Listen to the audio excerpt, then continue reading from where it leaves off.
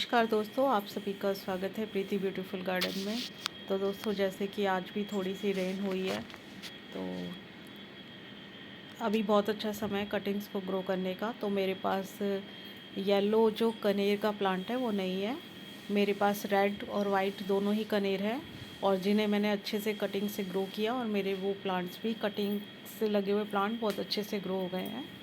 तो आज मैं कुछ प्लांट्स की कटिंग ग्रो करूँगी, जिसमें कि एक येलो कनेर है।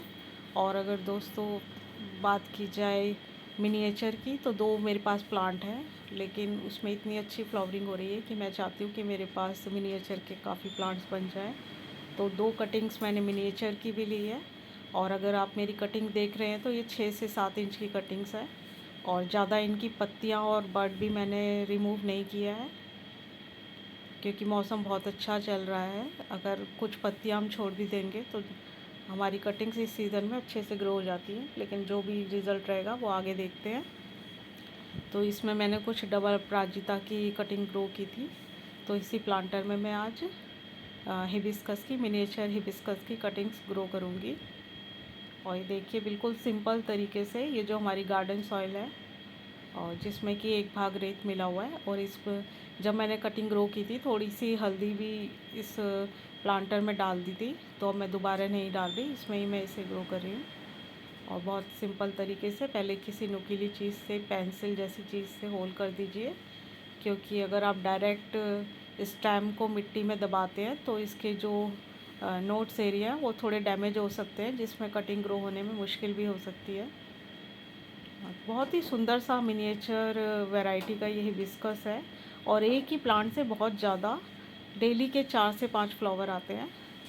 लेकिन अगर इसके और भी प्लांट्स बन गए तो गार्डन और भी खूबसूरत हो जाएगा। तो ये मेरा एक प्लांटर खाली था, क्योंकि बारिश में ऐसा नहीं है कि हमने कटिंग्स खाली ग्रो करी है, हमने अपने कई प्लांट्स को, जिसमें कि स्पेशली विंका के कई प्लांट्स मेरे पानी की वजह से, बारिश की वजह से ख़राब हो गए हैं।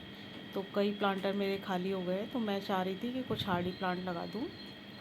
और दोस्तों, अगर सिंगोनियम की बात की जाए तो बेचारा इतना सीधा सा प्लांट है ये। देखिए, ये टेरेस पे रखा था और ऐसी कटिंग जस्ट उखाड़ के रख दी थी, और ये कितना हेल्दी ग्रो हो रहा है। तो मैंने जिस तरीके से मेरा सिंगोनियम के साथ एक्सपीरियंस रहा है कि बहुत कम मिट्टी में और छोटे से बॉटल प्लांटर में, क्योंकि वैसे भी इंडोर प्लांट है, तो अगर बहुत कम पानी भी इन प्लांट्स को दिया जाए तो भी बहुत अच्छे हेल्दी ग्रो करते हैं। और कुछ कटिंग्स तो मैंने वाटर में भी लगाई हुई है, छोटी सी मेरी जो पानी की बॉटल है। तो ये बस मेरे पास प्लांटर की कमी हो रही थी, क्योंकि मुझे येलो कनेर की कटिंग्स लगानी थी। और जब वो प्लांट धीरे धीरे बड़ा हो जाएगा उसके बाद मैं उसको बड़े प्लांटर में शिफ्ट कर दूँगी। तो फ़िलहाल ये दोनों सिंगोनियम के जो प्लांट्स हैं, उन्हें मैंने, जो हमारी वेस्ट बॉटल्स होती हैं, उनको कट करके उसके अंदर ग्रो कर दिया है। और ग्रो करने के लिए मेरे पास ज़्यादा मिट्टी भी नहीं थी, तो जो फ्लावर्स, सूखे हुए फ्लावर्स पूजा से निकलते हैं, साथ ही साथ बनाना पील्स और कुछ पत्तियाँ जो कि हरी थी, पूरी तरीके से सूखी भी नहीं है, वो मैंने बॉटल से में डाल के, और ये देखिए, जितना इसकी जड़ों में बस मिट्टी लगी थी, बस उसी तरीके से इसको बॉटल में रख दिया है। और अब मैंने जो कटिंग्स तैयार की हैं येलो कनेर की, काफ़ी कटिंग्स मुझे मिल गई है। और ये देखिए, काफ़ी मोटी स्टेम्स है, और वी शेप की कटिंग्स अगर आप ग्रो करते हैं तो बहुत अच्छा रिज़ल्ट मिलता है। तो वैसे तो मैंने सभी स्टेम्स की लीव्स हटा दी हैं, लेकिन एक दो स्टेम्स मैं इसमें लीव्स वाली भी रख दे रही हूँ। जब हम इतनी सारी कटिंग्स ग्रो करेंगे तो उसमें से कुछ का रिज़ल्ट हमें ज़रूर मिलेगा, क्योंकि कनेर के साथ तो एक्सपीरियंस बहुत अच्छा रहा है, वो कटिंग्स भी ग्रो गई है। तो देखिए, बिल्कुल सिंपल तरीके से पहले मिट्टी की गुड़ाई करके, और मैंने अब इन कटिंग्स को, कम से कम ये 5-7 कटिंग्स है, और सभी जो है वी शेप की है।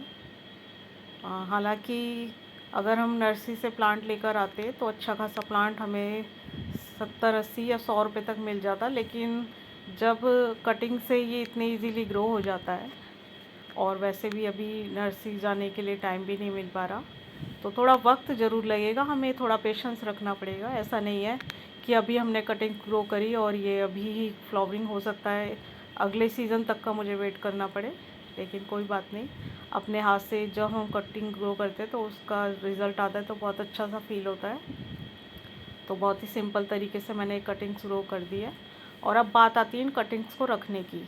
तो जो मेरी बालकनी है वहाँ पर सभी कटिंग्स मैंने रखी है, जहाँ सुबह की मॉर्निंग की बस 15 से 20 मिनट की इनको सनलाइट मिलती है और वहाँ का एटमॉस्फेयर बिल्कुल ठंडा रहता है, क्योंकि कटिंग्स हमेशा ऐसी बिल्कुल शेडेड एरिया में भी नहीं रखनी चाहिए और धूप में तो हम रख ही नहीं सकते क्योंकि ड्राई हो जाएगी, ख़राब हो जाएगी।